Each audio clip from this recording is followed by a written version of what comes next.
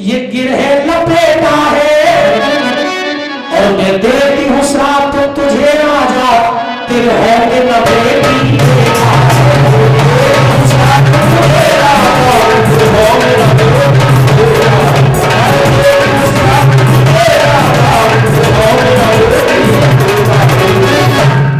बियाबान में आकर तेरी लेगी गिरह लपेटा है और देती हूँ श्राप तुझे राजा तेरे होंगे ना बेटी और बेटा है।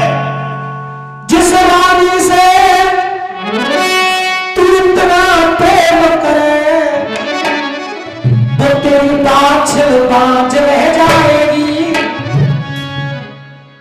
जो तुम्हारी रानी बाछल है, तुम्हारी रानी के इस जन्म में संतान पैदा नहीं होगी, ये श्राप है हमारा। वो तुम्हारी बाँझ रह जाएगी और तुम खून के आंसू रोगे तब तुम्हें याद हमारी आएगी।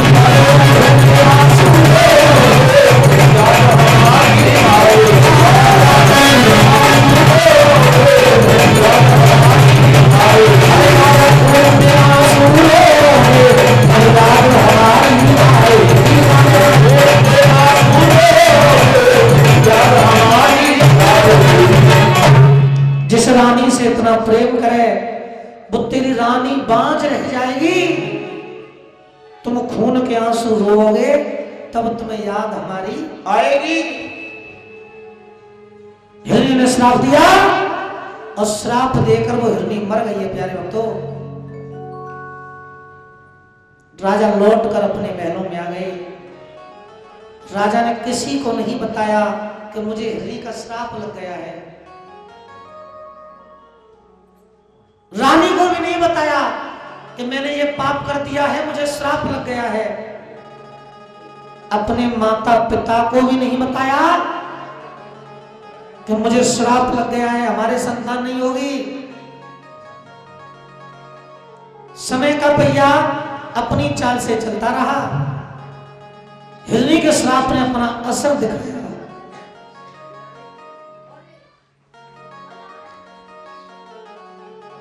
एक वर्ष और 2 वर्ष 3-4 बीत गई महलन में। 5 वर्ष और 36 वर्ष 7-8 बीत गई जाधुन में। 9-10-11 को मन में ख्याल, शादी को बीत गए 12 साल। धीरे धीरे शादी को 12 साल व्यतीत हो गए।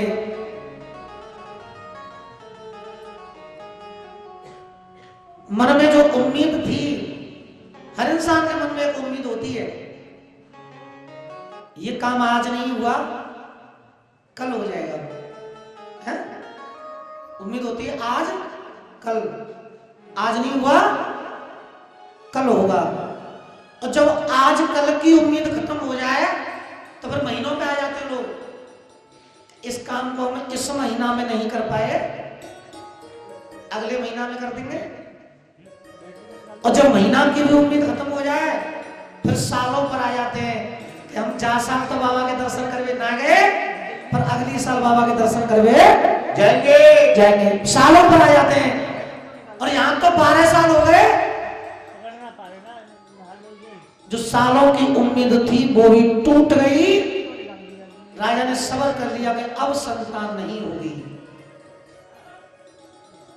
गर्मी का समय था, थोड़ा थोड़ा अंधेरा हो गया। राजा रानी दोनों अटारी पर बैठे थे। राजा भोजन कर रहे थे। पड़ोस में एक सेठ जी के यहां पर एक पुत्र का जन्म हुआ। सेठ जी के यहां पर एक पुत्र का जन्म हुआ तो जंत्रे गीत स्त्रियां गाने लगी, चच्चा गाने लगी, ढोलक बजाने लगी, नाच गाने करने लगी। राजा के कान में गीतों की आवाज आई तो राजा ने रानी से कहा, रानी रात्रि का समय है और रात्रि के समय पर जब गीत गा रहे हैं, ढोलक बज रही है, कौन के यहाँ बज रही है? रानी बादशाह कहने लगी महाराज ये तो नहीं पता कि ढोलक कौन के यहाँ बज रही है, और ये भी नहीं पता कि ये गीत क्यों गा रहे हैं। रानी तुम ध्यान से सुनकर बता सकती हो कि गीत क्यों गा रहे हैं? रानी बादशाह कहने लगी हाँ ध्यान से सुनूंगी तो बता दूंगी गीत क्यों गा रहे हैं, क्योंकि गीतों को सुनकर पता चल जाता है क्या हो रहा है। भाई दूर से तुम गीतों को सुनिए तो उनसे पता चल जाता है कि कीर्तन है रो है, कि भागवत है रही है, कि जागरण है रो है, कि जोत है रही है? तो गीतों से ही पता चलता है कि क्या हो रहा है। रानी बादशाह ने गीतों को बड़े ध्यान से सुना, और गीतों को ध्यान से सुनने के बाद रानी बादशाह ने कहा मुझे तो ऐसा लगता है किसी के यहाँ पर एक लाल की खुशी में जच्चा लग रहा है, मुझे ऐसा प्रतीत हो रहा है। राजा जेवर सिंह कहने लगे रानी कितने लाल हैं? महाराज एक लाल, अगर जुड़वा पैदा है होंगे गाँव में तो 2 लाल होंगे बड़े हैं। राजा जेवर सिंह कहने लगे बाकी ना 1 लाल है या 2 लाल है, चल मान ले कि 3 लाल है, जाते ज्यादा तो होंगे ना, 1 होगा 2 होंगे, चल 3 होंगे, जाते ज्यादा तो होंगे ना। उसके यहाँ पर जच्चा लग रहे हैं, ढोलक बज रही है, नाच गाने रहे, पर रानी मेरे यहाँ लालन की तो कोई कमी ना है, तुमने जो जच्चा ना गब्बाई को, अरे तुम भी तो जच्चा गब्बाओ। रानी बादशाह कहने लगी महाराज हमारे यहाँ लाल कहाँ है, हमारे यहाँ तो एक भी लाल नहीं है। राजा जेवर सिंह कहने लगे रानी तुमने कभी खजाने को देखा नहीं है, एक बार खजाना देखो, मेरे खजाने में हीरा मोती मोर अशरफी लालों की तो कोई कमी नहीं है, अरे बहुत लाल है मेरे खजाने में, रानी तुम भी जच्चा गब्बाओ। रानी बादशाह कहने लगी महाराज ये जो खजाने में लाल भरे हुए हैं ये तो नकली है। कैसे? ये तो नकली है। रानी पर असली लाल कौन से होते? महाराज अरे अन्न बिना जैसे घर सोना और बस्तर बिन सोनिए काया और कंठ राग बिन कविता सोनी बेटा बिन सोनिए माया, बेटा बिन सोनी माया, बेटा बिन सोनी माया,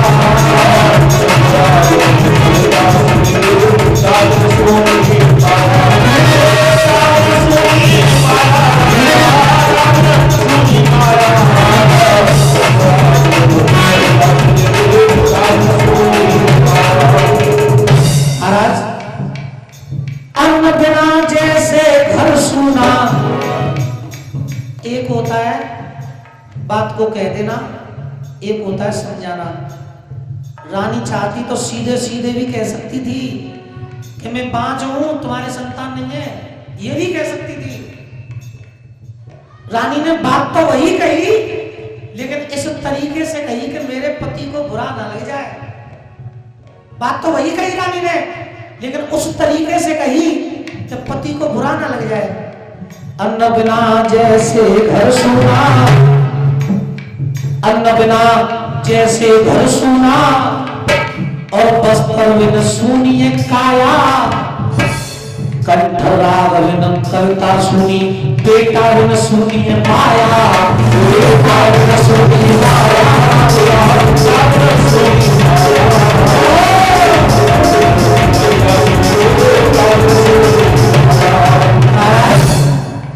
अन्न बिना जैसे घर सूना।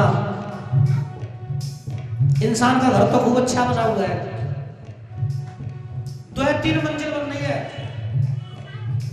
मार्बल लग रही है घर में, लेकिन महाराजा घर में घावे काजे ना जुना है या घर में प्यार से बैठ करके 2 रोटी नहीं खा सकते हो तो वो घर तुम्हारा बेकार है। जिस घर में प्रेम से और सुख शांति से बैठ करके भोजन खाया जाता है वही घर सबसे अच्छा घर माना जाता है। अन्न बिना जैसे घर सूना। वस्त्र सोनीय काया, इंसान का शरीर चाहे कितना भी सुंदर हो,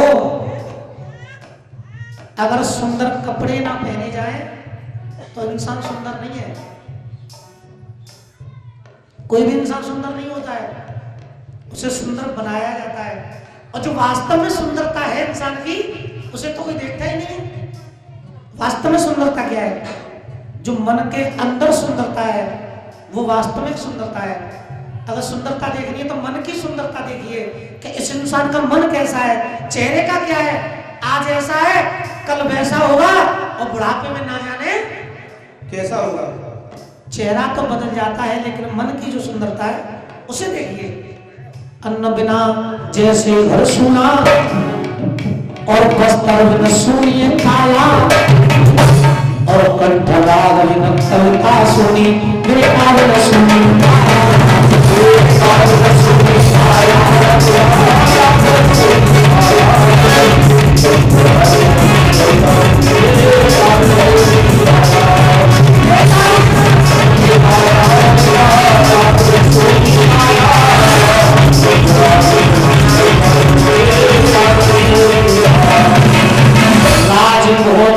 राजपाट माया बहुत तेरी। राज्य है, बहुत है, सोना चांदी बहुत है, लेकिन महाराज अरे राजपाट माया बहुत तेरी, पर एक बेटा मेरे घर ना आए, बेटा मेरे घर ना आए, मेरे राजा बेटा मेरे घर ना आए।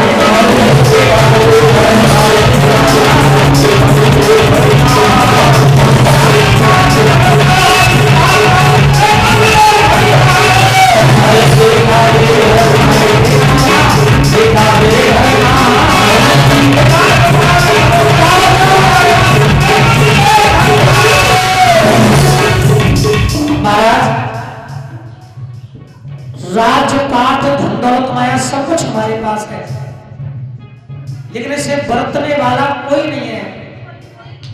हमारे तुम्हारे मरने के बाद सब मट्टी है, ये हमारे किसी काम का नहीं है।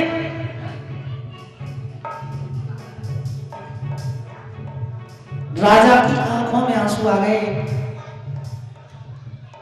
रोने लगे। मन में ख्याल आया कि अगर मैं गर्भवती हिरणी को नहीं मारता तो आज मेरे घर में भी संतान पैदा हो जाती। लेकिन जरा संभल के रहिए, जीवन बड़ा मुश्किल है। इंसान अनजाने में भी ऐसा पाप कर देता है कि उसे पूरे जीवन भोगना पड़ता है। आंखों में आंसू आ गए, हिरनी याद आ गई। रानी कहने लगी, महाराज तुम रो क्यों रहे हो, क्या हुआ? राजा कहने लगे, रो तो इसलिए रहे, बेटा बिन जीवन नाए सारा हमारो, बेटा बिन जीवन नाए हमारो, हमनी को लगे राजपाट धन सारो।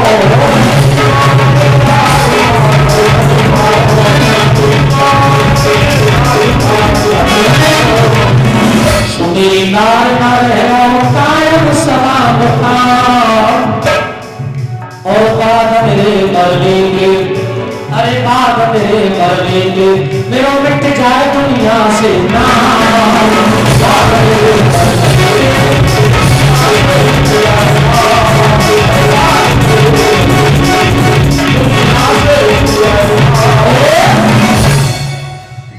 बेटा बिन जीवन नाय सार हमारो, हमें नी को लगे कि राजपाट धन सारो। सो मेरी नार में रहनो कायम सदा मुकाम, और बाद मेरे मरने के मेरो मिट जाए वो दुनिया से। इसलिए मेरी आंखों में आंसू है। रानी, अगर तुम किसी संतान को जन्म दे देती तो आज मुझे ये दिन देखना नहीं पड़ता। तुम बांझ हो, इसलिए मेरी आंखों में आंसू है। कितनी विचित्र लीला है। गलती राजा की थी। गर्भवती हिरणी को किसने मारा था? किसने मारा था? राजा ने ना। गलती राजा की थी। गर्भवती हिरणी को राजा ने मारा, श्राप राजा को लगा, लेकिन वो गलती रानी के ऊपर धर दी कि तुम बांझ हो इसलिए ये दिन देखना पड़ रहा है। ये नहीं देखा कि हमारी गलती है, रानी के ऊपर धर दिया कि तुम बांझ हो इसलिए हमें ये दिन देखना पड़ रहा है। रानी, अगर तुम किसी संतान को जन्म दे देती तो हमारी आंखों में आंसू नहीं होते, ये तुम्हारी वजह से हमारी आंखों में आंसू है। इतनी बात सुनकर के रानी बादशाह रो गई कि महाराज आपने मेरे ऊपर आरोप धर दिया, क्यों? सुन राजा की बात रो गई रानी, प्रभु की लीला परंपार जात न जानी। तुमने मुझसे कह दिया कि तुम बांझ हो इसलिए आंखों में आंसू है। बच्चे होना ना होना ये इंसान के हाथ में नहीं है, ये भगवान की माया है, ये प्रभु की लीला है। लेकिन फिर भी आपने कह दिया कि तुम्हारी वजह से आंखों में आंसू है। तो महाराज करो मत दिल अपने कोई ख्याल, बर लो दूसरी नार हो मतवा के पैदा लाल। अगर मेरी वजह से तुम्हारी आंखों में आंसू है, अगर मैं बांझू तो तुम दूसरी शादी कर लीजिए, शायद दूसरी रानी का संतान पैदा हो जाए और तुम्हारा नाम चले। राजा जेवर सिंह कह लगे रानी दूसरी शादी की बात कर रही हो तुम, पहले ये बताइए कि संसार में परमपिता भगवान परमात्मा एक होता है कि दो होते हैं कि चार होते हैं 10 होते हैं?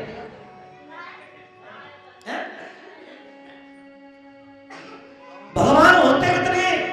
रानी बादशाह कह लगी महाराज भगवान तो एक ही होता है। तो रानी जब भगवान एक होता है तो मैं कैसे सोच लूं कि दूसरा विवाह करूंगा तो उसके संतान पैदा होगी? रानी जरा गौर कीजिए, भगवान एक है और एक भगवान ने मेरे भाग्य में बच्चे नहीं लिखे तो हम चाहे दूसरी शादी करें, चाहे तीसरी शादी करें, चाहे 10-20 शादी करें, लेकिन भगवान ने भाग्य में बच्चे नहीं लिखे तो संतान कभी नहीं होगी, चाहे हम कितनी भी शादियां कर लें। शादी तो मैं कितनी कर लूंगा, लेकिन जब मेरे भाग्य में नहीं है संतान तो कैसे पैदा हो सकती है? और अगर मेरे भाग्य में संतान होगी तो रानी तुम्हारी कोख से पैदा होगी, मुझे दूसरा विवाह नहीं करना है।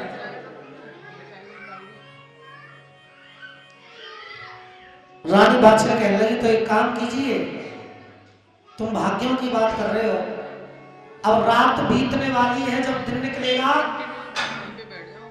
तो पंडित जी को बुलाना और अपने भाग्यों की रेखा दिखाना, पंडित जी से पूछना कि हमारे संतान होगी या नहीं होगी। पंडित जी बताएंगे रात बीत गई, जब दिन निकला राजा ने अपने राज्य के जितने विद्वान ब्राह्मण थे सब बुलाए। राजा के दरबार में ब्राह्मण आए, पत्राओं में ढेर कर दिए और ब्राह्मणों ने कहा कि राजा हमें क्यों बुलाया है तूने, क्या देखना है हमें बताइए। राजा जेवर सिंह कहने लगे पत्राओं में कुछ नहीं देखना है, मेरे भाग्य में देखना है। पंडित जी कहने लगे क्या देखना है? ये देखना है कि संतान होगी या नहीं होगी। ब्राह्मणों ने कहा कि अपने दोनों हाथ हमें दिखा दो, तुम्हारे हाथों को देखकर ही हम बता देंगे कि संतान होगी या नहीं होगी।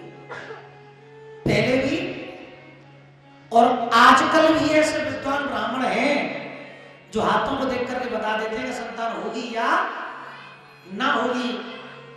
ब्राह्मणों ने हाथों की रेखाओं को देखा और ब्राह्मण कहने लगे राजा अगर सत्य सुनने की हिम्मत रखते हो तो सुनिए। राजा कहने लगे पंडित जी सत्य ही बोलना, बहकाना मत। क्या तो सुनिए राजन, राजा होंगे तुम बारंबार, 7 बार जन्म धरोगे और 7 बार राजा ही बनोगे, लेकिन राजा तो बनोगे बारंबार, पर कभी ना होंगे राजकुमार। बार बार राजा बनोगे और यही रानी बादशाह तुम्हारी पत्नी बनेगी, लेकिन किसी भी जन्म में तुम्हारे संतान पैदा नहीं होगी। राजा जेवर सिंह कहने लगे बेटा नहीं तो बेटी हो जाए, हम तो बेटा बेटी को ही बेटा समझ लेंगे। देखकर बताइए, अगर बेटा नहीं तो बेटी है, क्योंकि बेटी से भी बहुतों का नाम हो गया है। राजा हिमांचल कोई नहीं जानता था, लेकिन गौरा माता की वजह से राजा हिमांचल का भी नाम हो गया। राजा जनक, सीता माता की वजह से राजा जनक का नाम हो गया। बेटियों से भी नाम होता है। बता दीजिए बेटी है या नहीं है? ब्राह्मण कहने लगे रानी तेरी किस्मत की हेटी, कभी ना होंगे बेटा बेटी। तुम बेटा की बात करते हो, तुम्हारे भाग्य में एक बेटी तक नहीं है जो कि तुम्हें एक बार कन्यादान लेकर के भवसागर से पार हो जाओ। अगर वंश आगे चलना है तो बेटा की आवश्यकता है, जीवन का उद्धार करना है तो बेटी की आवश्यकता है। लेकिन राजा तुम्हारे भाग्य में तो दोनों ही नहीं है, ना बेटा है ना बेटी है। राजा बैठ गए, आंसुओं से रोने लगे। रानी बादशाह भी रोने लगी। जब सत्यवादी राजा फूट फूट कर रोने लगे, अब राजा पे कठिन कसालो, सिंहासन विष्णु भगवान को हालो। विष्णु भगवान का सिंहासन हिल गया। विष्णु भगवान ने नारद जी को बुलाया और नारद जी से कहा कि ददरेवा में राजा जेवर सिंह के पास जाइए और इनको कुछ ऐसा बताकर आइए कि धरती पर एक देवता का अवतार हो जाए। बोलिए नारायण भगवान की जय। नारद जी चल दिए।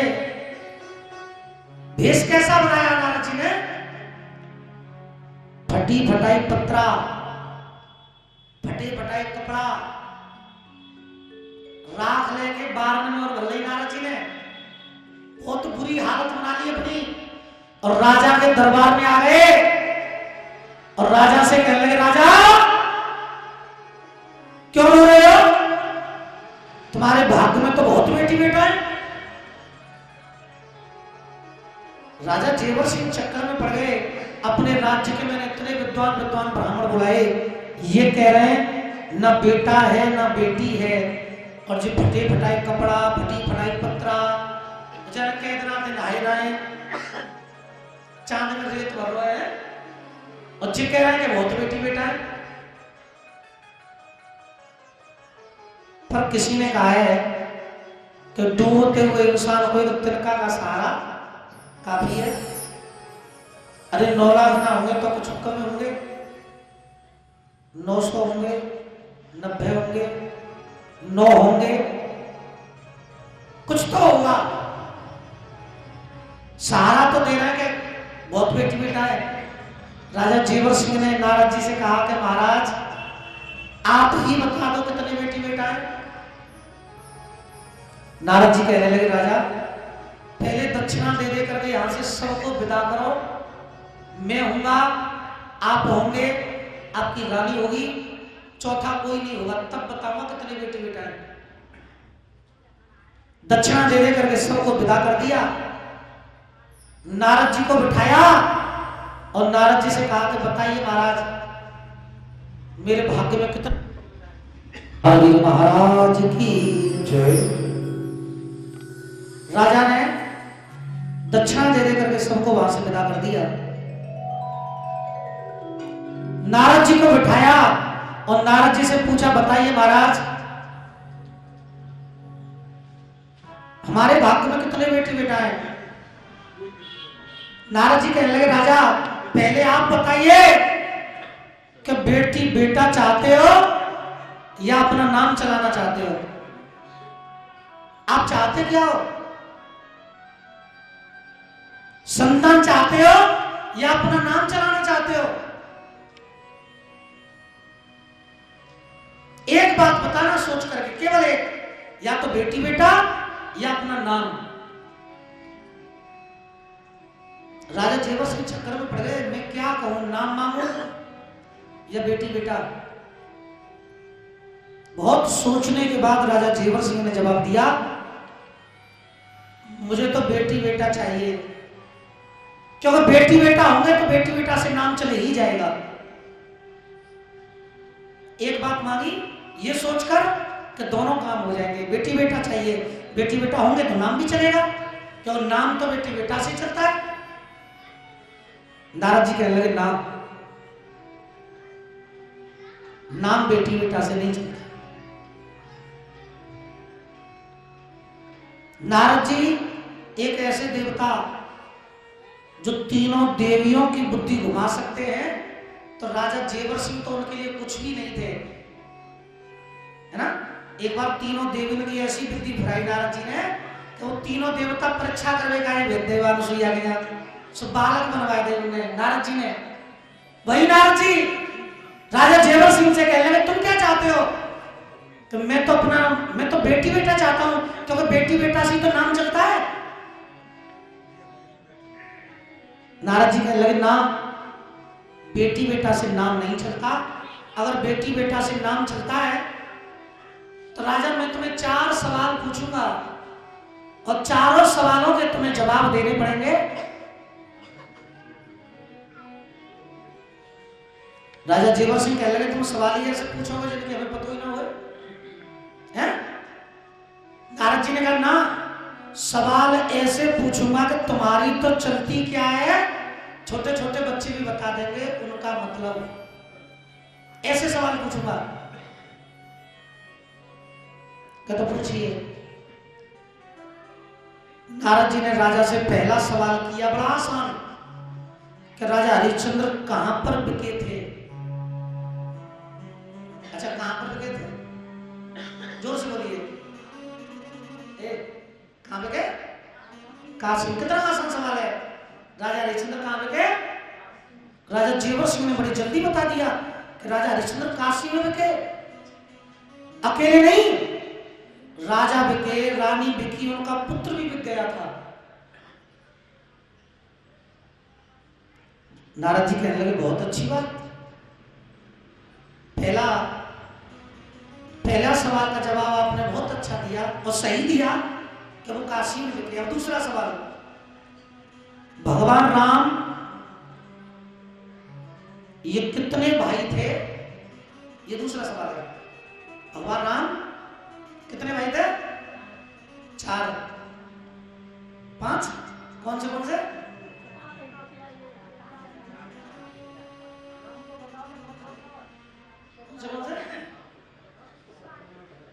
अच्छा, 4 का तो सबको बताया ना, 5 है 4 है, कन्फर्म कर बता जी। तो आज मैं तुम्हें चक्कर में डाल दूं, सीटी कर दो भाई। अरे जी बात को देते ये दशरथ में लाके बता रही है। दशरथ में लाके, हनुमान जी उनके भाई नहीं थे, हनुमान जी को तो भक्त थे। भक्त और भगवान का रिश्ता अलग होता है, भाई भाई का रिश्ता अलग होता है। हाँ, हनुमान जी राम के भक्त थे, भाई नहीं थे। कितने भाई थे? 3। एक और तुम कर दो। भगवान राम के 3 भाई थे, भगवान राम को लगा करके 4 हुए ना। सब जानते हैं, छोटे छोटे बच्चे भी जानते हैं। राम, लक्ष्मण, भरत और सब जानते हैं। नारद जी को राजा जेवर सिंह ने बता दिया कि 4 भाई थे। पिता का नाम दशरथ था और पत्नी का नाम, राम की पत्नी का नाम सीता था, और सीता के पीछे लंका में जाकर के रावण को मारा था। यानी सारी कहानी राजा जेवर सिंह ने बता दी। अब तीसरा सवाल पूछा कि ये बता, कन्हैया का जन्म कहां पर हुआ था? ये तीसरा सवाल है। राजा जेवर सिंह कह लगे, कन्हैया का जन्म मथुरा की जेल में हुआ था। तुम सवाल कैसे कर रहे हो? ऐसे सवाल कर रहे हो, हर कोई जानता है। नारद जी कह लगे, चौथा बाकी है, अभी 3 ही तो हुए। अभी चौथा बाकी है। पहला सवाल ये था कि हरिश्चंद्र कहाँ पे गए, तूने बताया काशी में। दूसरा सवाल था राम के कितने भाई थे, तूने ये भी बता दिया। तीसरा सवाल ये था कन्हैया का जन्म कहाँ पर हुआ, तूने वो भी बता दिया। अब चौथा सवाल ये है कि तेरे दादा के दादा का नाम क्या है। ये चौथा सवाल है। तेरे दादा के ये तो बता देंगे, इन्हें क्या पूछा तो। राजा जेवर सिंह से पूछा गया तेरे दादा के दादा का नाम क्या है। 8 पीढ़ी हो गई। राजा जेवर सिंह कहने लगे ये मुझे नहीं पता, पर हमारे पुरोहित जी बता देते। क्या नहीं, पुरोहित जी से नहीं पूछा जा रहा है, तुमसे पूछा जा रहा है। क्या तो पुरोहित जी तो पूछ के बता में ना, तुम्हारे पास इतना मौका नहीं है कि तुम अपने घर के पुरोहित जी थे, पंडित जी थे, पूछोगे जब बताओगे। आप ही बताइए कि दादा के दादा का नाम क्या है। राजा जेवर सिंह ने हाथ जोड़ दिए कि मुझे नहीं पता कि मेरे दादा के दादा का नाम क्या है। नारद जी ने कहा राजा तूने ध्यान नहीं दिया। 4 सवाल पूछे, एक युग का एक सवाल था। पहला सवाल सतयुग का था, दूसरा त्रेता युग का था, तीसरा द्वापर युग का था। तेरे दादा के दादा का नाम ये कलयुग का है। तू अपना नहीं बता पाया, बाकी 3 तूने बता दिए। हरिश्चंद्र का भी तूने बता दिया, राम का बता दिया, रावण का बता दिया, कन्हैया का बता दिया। लेकिन जब तेरे खानदान की बात आई तो तू नहीं बता पाया। क्यों नहीं बता पाया? राजा जेवर सिंह कह लिए मेरे दादा के दादा ने कोई ऐसा काम नहीं किया कि हम उनको जानते, लेकिन राजा हरिश्चंद्र ने कोई ऐसा काम कर दिया है कि जब तक ये धरती रहेगी तब तक उनका नाम रहेगा, चलता रहेगा। प्रभु राम ने ऐसा काम कर दिया है कि जब तक रहेगी ये उनका नाम चलता रहेगा। हनुमान जी ने ऐसा काम कर दिया है कि जब तक धरती रहेगी उनका नाम चलता रहेगा। लेकिन हमारे दादा के दादा ने ऐसा कोई काम नहीं किया कि उनका नाम चलता रहे। क्या तो राजा तो खुद ही बता, नाम औलाद से किसका चला है? हरिश्चंद्र का नाम हरिश्चंद्र की औलाद से चला है, या राम का नाम राम की औलाद से चला है, या रावण का नाम रावण की औलाद से चला है, या हनुमान जी का नाम हनुमान जी की औलाद। हनुमान जी की तो शादी नहीं हुई थी, उनकी तो संतान ही नहीं थी। इन सब में से संतान का नाम, संतान से किसका नाम चला है? ना हरिश्चंद्र का नाम संतान से चला है, न राम का चला है, न रावण का चला है, न भीष्म पितामह का चला है, न कन्हैया का चला है। संतान से किसी का भी नाम नहीं चला। तो तूने कैसे कह दिया कि संतान से नाम चलता है? अगर नाम चलाना है तो नाम चलाने के लिए अपने खुद के कर्म अच्छे करने पड़ते हैं, तब नाम चलता है। अपने ही कर्मों से अपना नाम चलेगा। जैसे यहाँ के लोग और हमको जानते हैं तो हमारे कर्मों से जानते हैं, हम तुमको जानना है तो तुम्हारे कर्मों से जानना है। अब तू क्या चाहता है ये बता। कर्म 2 प्रकार के होते हैं राजा, अच्छे कर्म और बुरे कर्म। अच्छे कर्म करोगे फिर भी नाम चलेगा, और बुरे कर्म करोगे फिर भी नाम चलेगा। तुझे क्या करना है? राजा जेवर सिंह कहने लगे मुझे तो ऐसा करना है कि मेरे मरने के बाद भी लोग मेरा नाम लें तो मुझे दुआएं दें, मुझे आशीर्वाद दें, मेरी प्रशंसा करें। तो नारद जी कह लगे जैसे जैसे मैं बता रहा हूं वैसे वैसे कर। एक कुआ भूप खुलाए दैयो, एक कुआ भूप खुलाए दैयो, और एक नौलखा बादल आए दैयो। एक कुआ भूप खुलाए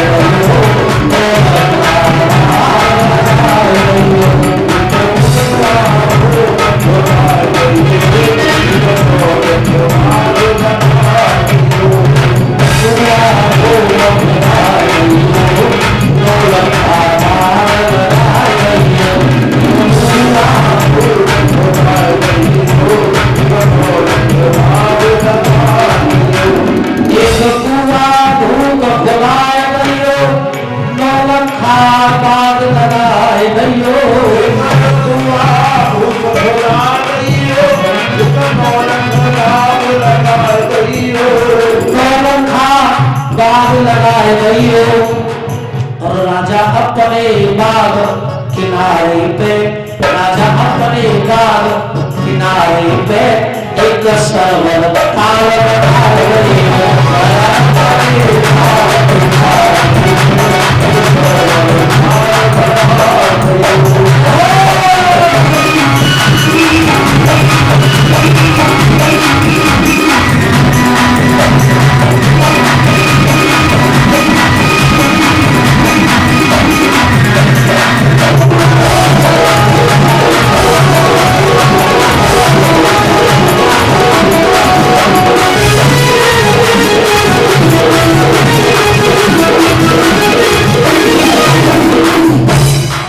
ध्यान से सुनना राजा, एक कुआं, एक नौलखा बाग, एक तालाब, एक बनवाए धर्मशाला है और एक शिव मंदिर बनवाए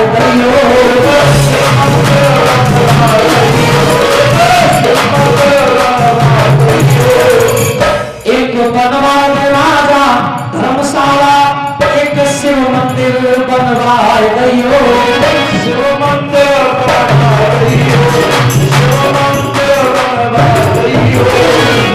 तेरी खुश है जाए रजधानी है और खुश है जाएगी बाछल रानी है।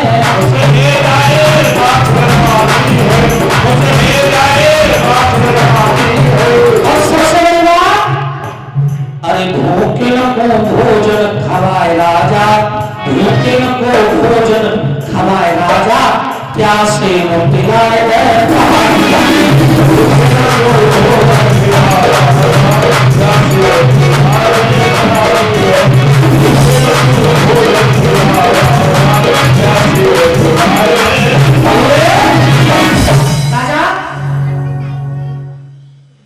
एक नौलखा बाग, एक शिवजी का मंदिर, एक कुआं, एक धर्मशाला, एक तालाब, इन चीजों का निर्माण करा दो, तुम ना रहोगे, हम ना रहेंगे, तुम्हारे मरने के बाद जब तक तुम्हारा बाग रहेगा तुम्हारा नाम चलता रहेगा। नारद जी चाहते तो नाम चलाने के और भी तरीके बता देते, लेकिन विष्णु भगवान ने कहकर भेजा था कि ऐसा काम बताकर आना कि धरती पर एक देवता का जन्म हो जाए। वही काम बता रहे नारद जी कि एक नौलखा बाग लगवाइए, एक शिवजी का मंदिर बनवाइए, एक धर्मशाला, एक कुआं, एक तालाब, इन चीजों का निर्माण कराने के बाद एक बात ध्यान रखना, अगर तुम्हारे बागों में कोई संत महात्मा आ जाए तो संत महात्मा की सेवा करना, उनकी पूजा करना। अगर कोई संत महात्मा तुम्हें दुआ देकर चला गया तो हो सकता है कि तुम्हारे संतान भी पैदा हो जाए, क्योंकि संतों की दुआ तो परमात्मा से भी अलग होती है राजा।